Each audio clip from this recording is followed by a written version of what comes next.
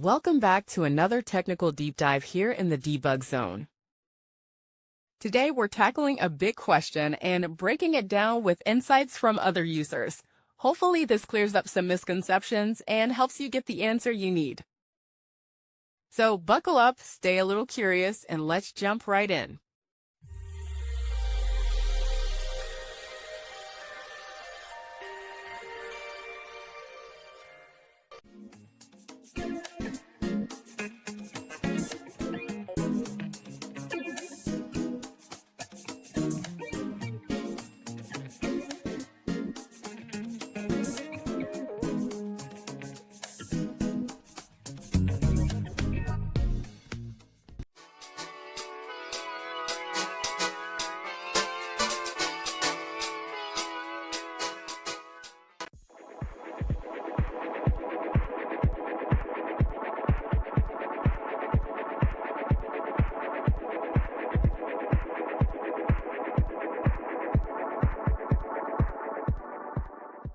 And that's a wrap.